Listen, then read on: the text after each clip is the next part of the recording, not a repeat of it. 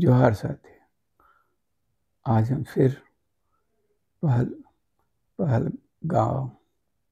पहलगाम की में हुई घटना, त्रासद घटना पर चर्चा करेंगे और यह समझने की कोशिश करेंगे यह कि वास्तव में सत्ता और सत्ता के शीर्ष पर बैठे लोगों में इस तरह की घटनाओं को लेकर किस तरह की प्रतिक्रिया होती है। वास्तव में वो उनमें इस घटना के प्रति चिंता या गहरी पीड़ा बोध या इस त्रासदी के प्रति दुख, यह सब वास्तव में होता है या यह सब इस तरह की घटनाएं भी उनके लिए एक राजनीति का मसला, मौका, अपनी राजनीति को तेज करने का मौका बन के रह जाता है। क्योंकि जिस समय यह घटना कश्मीर में हुई, पहलगाम में हुई, जिसमें 26 यात्री मारे गए,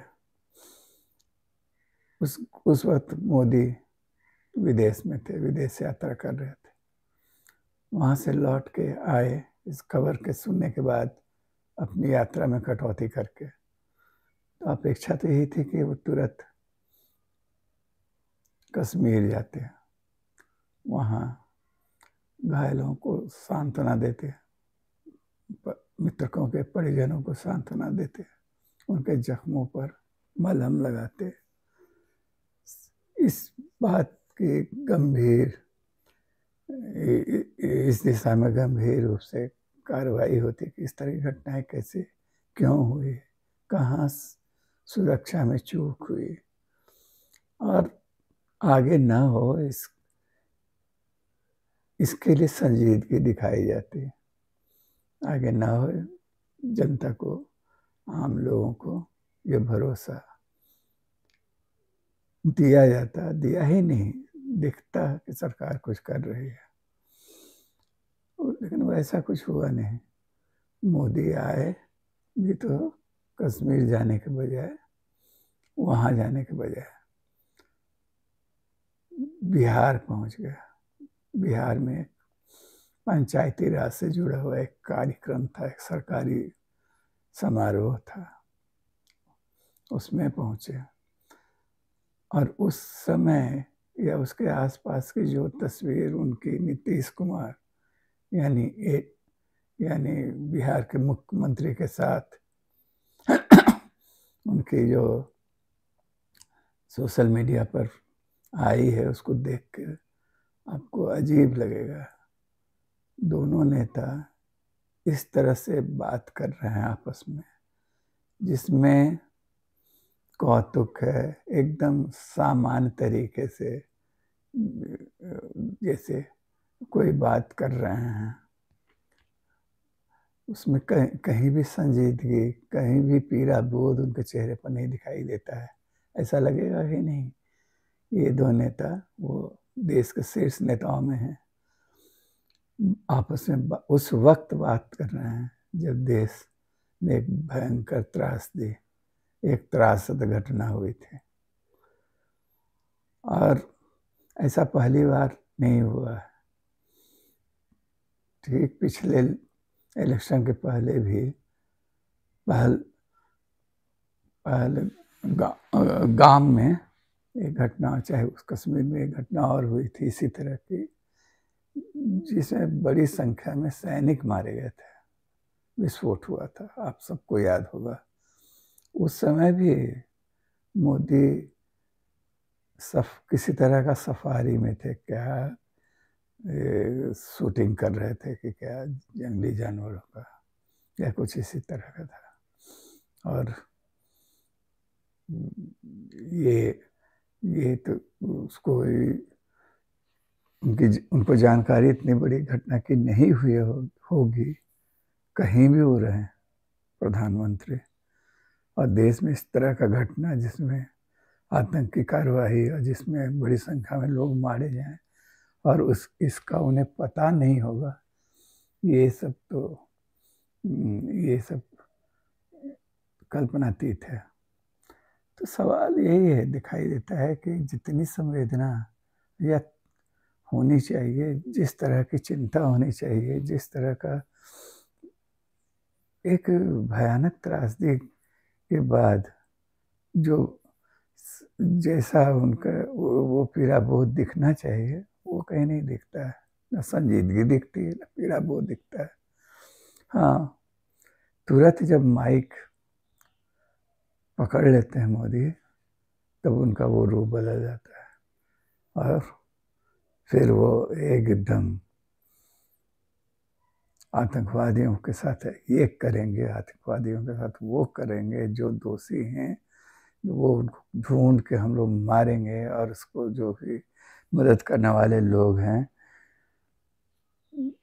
उसको भी हमेशा आमतौर पर मोदी हर जगह हिंदी में बोलते हैं, भाषण देते हैं और ये, लेकिन उसको एकदम कि दुनिया भी देखे और सुने और समझे कि कितने वो गुस्से में हैं और कितना उनमें, लेकिन उसमें भी गुस्सा तो नजर आता है खूब, और एक जैसे लगता है कि कोई रंगमंच पर कोई अभिनेता बोल रहा है।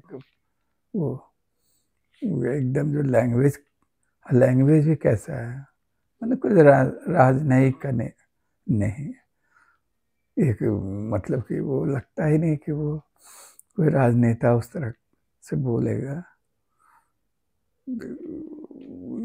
वो लगता है कि चुनावी सभा में एकदम बोल रहे हैं, गरज रहे हैं, अपने सामने उन दर्शकों, अपने वोटरों को संबोधित करते हुए बोल रहे हैं। सीधा ऐसा ही लगता है, सुनाने के लिए बोल रहे हैं। अंग्रेजी में ही बोले, Indians will break backbone of perpetrators of terror. जो ये आतंकवादी कार्रवाई को सरंजाम देने वाले लोग हैं, उनको खोज कर उसका एकदम पीठ की हड्डी एकदम तोड़ देंगे, उसके जड़ पर प्रहार करेंगे। ऐसा यार, इस तरह का जो भाषा और इस तरह की चीज जो बातें होती हैं, कई बार कह चुके हैं हमेशा। आप याद कीजिए ना, पुराना वीडियो निकाला जाएगा तो उस समय भी इसी तरह का कुछ बोले होंगे, जब सैनिक कार्रवाई, मैंने जब सैनिकों पर कार्रवाई हुई थी, आतंकवादी कार्रवाई हुई थी। तो लेकिन हाँ, तो भी भाषा में जिस तरह का संयम होना चाहिए वो नहीं दिखता है। इसको न संजीदगी दिखती है, न बस सिर्फ एक आक्रोश दिखता है। एक जैसे कभी उसके बाद सुरक्षा समिति जो भी है पाकिस्तान की, उनकी भी मीटिंग हुई। अब पाकिस्तान तो बहुत पिछड़ा और इस तरह का देश समझा जाता है, तो जो तुर्की बतुर्की उन लोगों ने भी जवाब दिया, और जो यहाँ उन्होंने किया, वहाँ पाकिस्तान में भी वही सब लगभग निर्णय हुआ है। लेकिन हाँ, उसमें इस तरह का भाषा में साफ अंतर दिखता है।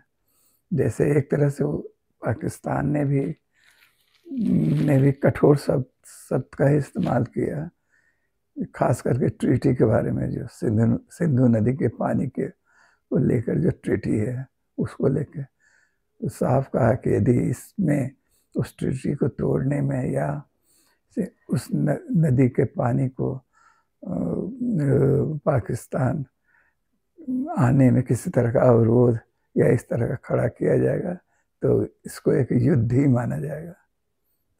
उसको माना जाएगा कि आपने पाकिस्तान के खिलाफ एक युद्ध शुरू किया है। तो बात तो उसी तरह का उन लोगों ने बोला। उसमें मूल जो उसकी आत्मा है, दोनों के लैंग्वेज की कोई खास नहीं, लेकिन हाँ, अपना अपना स्टाइल है, मोदी का स्टाइल है। तो हमारे लिए चिंता का विषय ये है कि अभी भी इसके बारे में संजीदगी से विचार नहीं हो रहा है। न सरकार अपनी गलती कहाँ हुई, सुरक्षा में कहाँ चूक हुआ, वो जिसका पता नहीं चल रहा है, उल्टे ये हम सब के लिए चिंता का विषय ये है इस भाजपा और एनडीए गठबंधन इस त्रासद घटना का भी खूब राजनीतिक लाभ उठाने की कोशिश करेंगे और शुरू कर दिया है। वो जो पहला भाषण इनका हुआ उस घटना के बाद, वो एक तरह से वही था जिसमें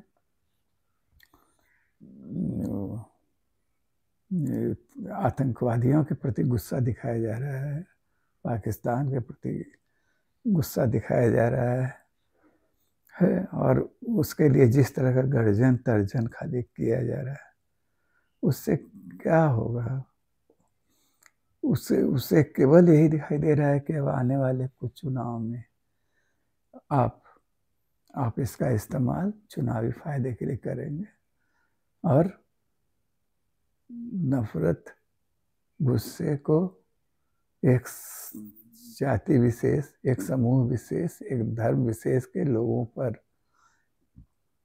को उसका केंद्र बनाएंगे और हिंदू वोटों का ध्रुवीकरण करने की कोशिश करेंगे। क्योंकि इतनी बड़ी घटना हुई, अभी ईमानदारी से इन लोगों ने स्वीकार भी नहीं किया कि घटना हुई जो उसमें सुरक्षा की दृष्टि से भयानक चूक हुआ। कश्मीर मैंने वो वहाँ आतंकवादी घटनाओं की संभावनाएं हमेशा हैं, उस तरह की घटनाएं लगातार होती रही हैं। जब ये इनका दावा चाहे कुछ भी हो, जैसे मान लीजिए कि आप पिछला जो नोटबंदी किए थे, उस समय ही ऐलान कर दिए कि एकदम घोषणा कर दिए कि इससे आतंकवाद की कमर टूट जाएगी, इससे उनके पास जो काला धन आने का स्रोत है वो खत्म हो जाएगा, जो है वो खत्म हो जाएगा। उसके बाद जब धारा 370 हटाए तब भी इसी बात को फिर बोले कि अब नॉर्मल सी है, अब आ गया है, अब सामान्य हो जाएगा, स्थितियां एकदम हमारे काबू में होंगी। वहाँ बड़ी संख्या में, इसके बावजूद वहाँ सुरक्षा कर्मी वहाँ हैं तैनात, हमेशा वहाँ चल रहा है। क्योंकि वहाँ जो घटना हुई थी उसके बाद से हमेशा सरकार सचेत रही है, रहना चाहिए उसको। उसके बावजूद इतनी बड़ी घटना हो गई, वहाँ पर कोई सुरक्षाकर्मी या लोग नहीं थे वहाँ पर। वैसा आतंकवादी आए, कार्रवाई की और आराम से वहाँ से खिसक गया। न पहले से कोई किसी तरह का खुफिया जानकारी थी, न कोई मैंने जो सहज बुद्धि से जितना एक मामूली चीज़, आप तो आप रांची में ही देखते हैं ना कि एक बड़ा समारोह या कुछ समारोह नहीं, किसी तरह का आयोजन होता है, कुछ भी उस तरह का, जैसे रामनवमी का जुलूस निकल रहा है या मान लीजिए ये सरहुल का ही जुलूस है या किसी तरह का और इस तरह की कार्रवाइयाँ हैं, भीड़ का मूवमेंट है, इधर उधर जा रहे हैं लोग, ये वो, तो सुरक्षा की व्यवस्था की जाती है, कानून व्यवस्था बनी रहे। लेकिन वहाँ कुछ नहीं था, इतने हजारों लोग वहाँ थे और वीरान जगहों की तरफ जा रहे थे। वहाँ जिस रास्ते से उस स्थल तक जहाँ घटना हुई, पहलगाम, तो बीच का रास्ता जो है, मुख्य सड़क से जो रास्ता है वो उबड़ खाबड़ है भयानक रूप से। वैसा रास्ता हम लोग शिमला गए थे तो वहाँ भी देखे थे। पता नहीं जानबूझ से उसको बना के रखा जाता है या क्या है, ये यात्री थोड़ा सा एडवेंचर का अनुभव करें, घोड़ा की सवारी और उबड़ खाबड़ रास्ते। तो वो उस तरह का शिमला में भी एक जगह है जो आपको देखने जाते हैं पहाड़ी चोटी को, तो बीच में, उसका नाम को याद नहीं आ रहा, ठीक उसी तरह का यहाँ भी ऊबड़ खाबड़ माने घोड़े की सवारी करके जाना है, वहाँ तक पहुँचना है। अब ऐसा दुर्गम जगह था, और वहाँ इतने लोग पहुँचे, वहाँ सुरक्षा की कोई व्यवस्था नहीं थी, और इतना आराम से वो आया करके चला गया। और तो कम से कम आप तो स्वीकार कीजिए कि हाँ हमसे गलती हुई है, सुरक्षा का चूक हुआ है, लेकिन ऐसा कुछ नहीं। हालांकि मेरी समझ अपनी ये है कि सुरक्षा व्यवस्था ये वो जितना भी कर लीजिए, जिस तरह का वातावरण बना हुआ है अपने देश में, नफरती वातावरण जो है, खाली भारत में ही नहीं दुनिया भर में ये चल रहा है। कट्टरपंथियों के साथ, कट्टरपंथी समुदाय हों या आतंकवादी समूह हों, या जो सब तरह का युद्ध है, और उसमें आप सुरक्षा में चूक इतनों सावधानी बरतते हैं तो हो ही जाती है। इंदिरा गांधी तो भारी सुरक्षा में थी तो भी मारी गई। जो राजीव गांधी चुनावी सभा में रैली में थे, वो मारे गए वहाँ। अभी जैसे मान लीजिए पहलगाम में पिछली बार सैनिक दस्ते पर भयानक हमला हो गया, आपके यहाँ हमारे यहाँ संसद पर महज 2-4-10 लोगों ने आके कोहराम मचा दिया। अभी हमास जैसे इजराइल में घुस गए। इजराइल तो बहुत ज़्यादा शक्तिशाली देश है, सुरक्षा उपायों की दृष्टि से भी वहाँ सेफ्टी मेजर्स ज़्यादा मजबूत हैं वहाँ के, उसके बावजूद वहाँ भी हमास यानी आतंकवादी लोग घुस गए समारोह में और सैकड़ों लोगों को बंधक बना के ले गए। अमेरिका में उतना वो जो टावर था ऊंचा, अमेरिकी सुरक्षा व्यवस्था को लांघ के उसको ध्वस्त कर दिया गया। तो इस तरह की घटनाएं तो होती ही हैं। आप इसलिए इसको सुरक्षा का में चूक हुआ है इस साबित हम लोग कर भी दें चाहे है ही, तो उससे क्या बनता बिगड़ता है। हम तो यहाँ तक कहें कि इस घटना से ही घटना नहीं होती, मान लीजिए आज यह आतंकवादी कार्रवाई, तो क्या भाजपा के एटीट्यूड में कोई फर्क आता है? क्या नफरती जो भाषण उसमें कमी होती? ये तो घटना हो गई, नहीं तो अभी भी ये बाबर के औलादें और औरंगजेब और मंदिर के नीचे, मस्जिद के नीचे मंदिर, और इस तरह का सिलसिला चलता ही रहता है। तो थोड़ा सा थम गया है इस घटना, क्योंकि अब तो एक बहुत बड़ी घटना मिल गई। अपने टारगेटेड जो शत्रु हैं, जो समुदाय के लोग हैं जिनके प्रति घृणा नफरत फैलाना आपका स्थायी काम है, वो सतत चलता रहता है, पिछले 100 वर्षों से चल रहा है, और चूंकि उसमें आपको सफलता मिली है, उस रास्ते पर चल के लगातार करते करते आप, जब आपकी संख्या 2 थी संघियों की, माने आरएसएस की या भाजपा की संसद में, और वो आप पूर्ण बहुमत की दिशा में बढ़ रहे हैं, वहाँ तक पहुँच गए, तो उस रास्ते को आप थोड़े छोड़िएगा, तो छोड़िएगा नहीं।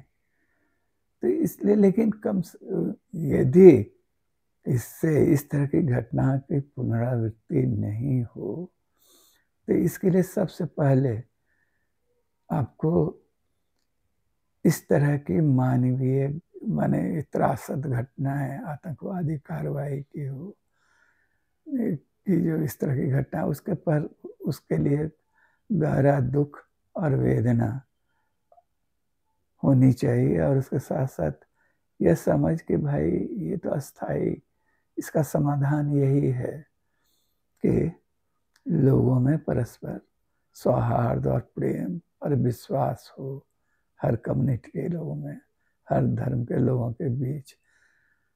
हम यदि लगातार सतत ऐसी कार्रवाई देश के अंदर करते रहें जिससे नफरत और ये जो है आक्रोश और इस तरह का जो वैमनस्य वाला वातावरण बना रहेगा, होता ही रहेगा, तो होगा घटना इस तरह का।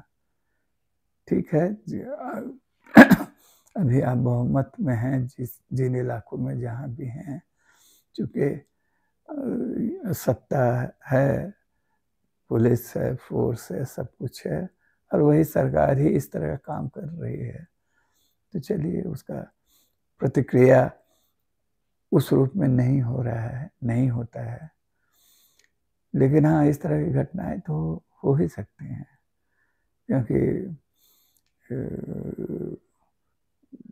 जो भारतीय मूल के हिंदू हैं वो पूरी दुनिया में फैले हुए हैं, और इस्लामिक कंट्रीज या आतंकवादी समूह जो बन गया है या वो भी दुनिया भर में फैला हुआ है। तो इस तरह की घटनाएं हो सकती हैं और होंगी भविष्य में भी। निपटने का तरीका ये कि अस्थायी शांति बहाल करने का तरीका यही है कि हम जो मूल जो समस्या है उसको समझें और उसको दूर करने का प्रयास करें। यदि हम हमेशा इसी फिराक में लगे रहे हैं, हमारा वही माने राजनीतिक लाभ ही उससे हमको मिलता है इस तरह की घटनाओं से, तो कैसे रुकेगा ये? नहीं रुकेगा, क्योंकि हम चाहते ही नहीं, हम देश से चाहते ही नहीं है। हम चाहते हैं क्या हिंदू मुसलमानों में परस्पर सौहार्द और भरोसे और विश्वास का वातावरण बने। ऐसे होगा यदि इसी हो ही जाए, मान लीजिए आपके पाकिस्तान से दोस्ती हो जाए और इस तरह का हिंदू मुसलमान में एका तो है ही, लेकिन आप चाहिएगा वैसा?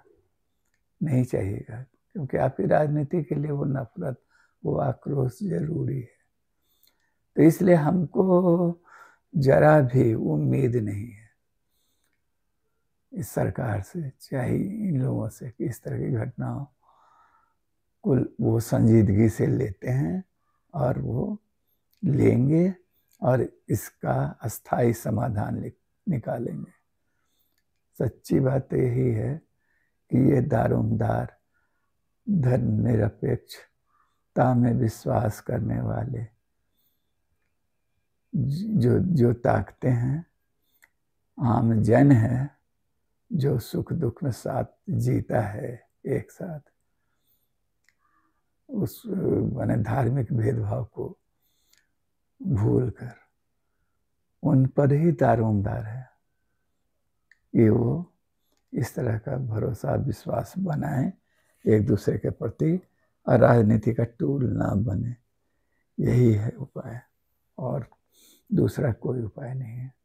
इस तरह की घटनाएं होंगी जब तक आप नहीं रोक सकते हैं उसको। हाँ, रोकने का तरीका यही होगा कि आप वातावरण को बदलिए। आप किसी समुदाय विशेष के प्रति नफरत और घृणा पैदा कर राजनीति करना छोड़िए, तो निकलेगा समाधान। तब भी होगा, दुख त्रासद घटनाएं तो होती ही रहती हैं, जीवन है तो इस तरह का चीज होगा। लेकिन हाँ, उसमें वो कम होंगे उस तरह की घटनाएं, और पूरा देश उसका मिलकर मुकाबला कर पाएगा। यही उपाय है। तो आने वाले जो चुनाव हैं, चुनाव होने वाला है, कोशिश अपने तरफ से हम सबको करना चाहिए कि हम जो बुनियादी सवाल हैं उन मुद्दों पर चुनाव लड़ें, उसके लिए वोटिंग करें, उसके लिए मन बनाएं। भूख, गरीबी, विषमता, अशिक्षा, ये सारे जो सवाल हैं, इन सवालों को, बेरोजगारी जैसे मसलों को, ये चुनावी मुद्दा बने। उनकी जो साजिश है कि इस तरह की घटनाएं जो अब इसको एक मुद्दा बना दें और सारे मुद्दों को पीछे ढकेल दें, जो जो वास्तव में हमारा सरोकार जिनसे है, तो वो बहुत दुर्भाग्यपूर्ण होगा। और यह जिम्मेवारी धर्मनिरपेक्ष और सौहार्द में विश्वास करने वाले लोगों पर ही है। धन्यवाद साथी। जोहार।